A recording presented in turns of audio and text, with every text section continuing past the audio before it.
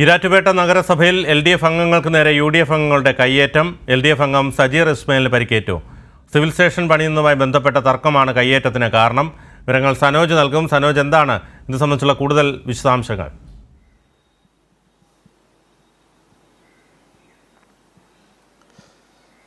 ബിനു, ഇതുമായി ബന്ധപ്പെട്ടുകൊണ്ടുള്ള ദൃശ്യങ്ങൾ, ഇതിൻ്റെ യാഥാർത്ഥ്യങ്ങൾ പറയുന്നുണ്ട്. ആ ദൃശ്യങ്ങൾ കൂടി നമുക്ക് പ്ലേ ചെയ്യുകയാണെങ്കിൽ കുറെ കൂടി വ്യക്തതയോടുകൂടി കാര്യങ്ങൾ വിശദീകരിക്കാൻ കഴിയും. എന്തായാലും ഇതുമായി ബന്ധപ്പെട്ടുകൊണ്ടുള്ള ഒരു സാഹചര്യം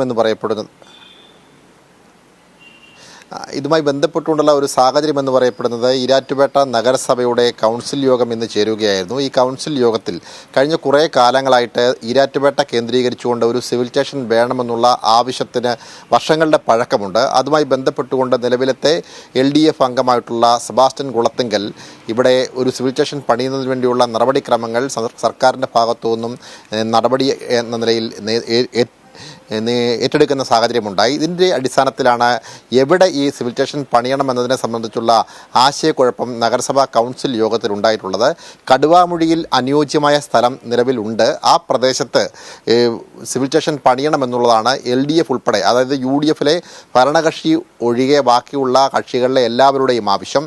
അതിൻ്റെ അടിസ്ഥാനത്തിൽ LDF കൗൺസിൽ അംഗങ്ങൾ ഇന്നത്തെ യോഗത്തിൽ ഈ കടുവാമുഴി കേന്ദ്രീകരിച്ചുകൊണ്ട് ഈ സിവിൽ സ്റ്റേഷൻ പണിയാൻ വേണ്ടിയുള്ള തീരുമാനമുണ്ടാകണമെന്നുള്ള ആവശ്യം ചർച്ചയായി ഉന്നയിച്ചു. എന്നാൽ UDF അംഗങ്ങൾ ഇതിനെ എതിർക്കുകയായിരുന്നു. നിലവിൽ ഈരാറ്റുപേട്ട നഗരസഭയിലെ ഒരു കക്ഷിനില എന്ന് പറയപ്പെടുന്നത് LDFന് 9 അതിൽ 7 CPIM-ഉം 1 CPI-യും 1 കേരള കോൺഗ്രസുമാണ്. ഒപ്പം 14 പേരാണ് UDFനുള്ളത്. അതിൽ 2 പേർ ജമാഅത്തെ ഇസ്ലാമിക്കാരാണ്. അങ്ങനെ ജമാഅത്തെ ഇസ്ലാമിയുടെ പിന്തുണയിൽ UDF അധികാരത്തിൽ തുടരുന്ന ഒരു നഗരസഭ കൂടിയാണ്. ആ നഗരസഭയിൽ LDF അംഗങ്ങൾ കാര്യങ്ങൾ അവതരിപ്പിക്കുമ്പോൾ UDF അംഗങ്ങൾ അകാരണമായി ഒച്ചപ്പാടുണ്ടാക്കുകയും LDF അംഗത്തിനു നേരെ പാഞ്ഞെടുക്കുകയും LDF അംഗത്തെ ഉന്തുകയുമായിരുന്നു. അദ്ദേഹം തെറിച്ചുപോയി വീഴുന്നത് ദൃശ്യങ്ങളിൽ വളരെ വ്യക്തമായി കാണാൻ കഴിയും. LDF അംഗമായിട്ടുള്ള CPIM-ലെ സജീറിനാണ് ഈ UDF അംഗങ്ങളുടെ കയ്യേറ്റത്തിൽ നിലത്ത് വീണ് പരിക്കേറ്റത്. ഇദ്ദേഹത്തെ ഈ കൗൺസിൽ യോഗവുമായി ബന്ധപ്പെട്ടുകൊണ്ട് നിലത്ത് വീണ് അദ്ദേഹം തൻ്റെ ശരീരത്തിന് വേദന ഉണ്ടായതിനെ തുടർന്ന് അദ്ദേഹം എഴുന്നേറ്റ് വന്ന് UDF അംഗങ്ങളുമായി അങ്ങോട്ടും ഇങ്ങോട്ടും വാക്കേറ്റത്തിൽ ഏർപ്പെടുന്നതും ഈ ദൃശ്യങ്ങളിൽ കാണാം. ഇതിൻ്റെ അടിസ്ഥാനത്തിൽ പിന്നീട് ശാരീരിക അസ്വസ്ഥതകൾ ഉണ്ടായതിൻ്റെ അടിസ്ഥാനത്തിൽ LDF അംഗമായിട്ടുള്ള സജീറിനെ ആദ്യം ഈരാറ്റുപേട്ടയിലെ സ്വകാര്യ ആശുപത്രിയിൽ എത്തിച്ചു. പിന്നീട് അവിടെ നിന്നും വിദഗ്ധ ചികിത്സയ്ക്കായി പാലായിലെ മറ്റൊരു സ്വകാര്യ ആശുപത്രിയിലേക്കാണ് ഇപ്പോൾ കൊണ്ടുപോയിട്ടുള്ളത്. സജീർ ഇപ്പോൾ ആശുപത്രിയിൽ ചികിത്സയിലാണ്.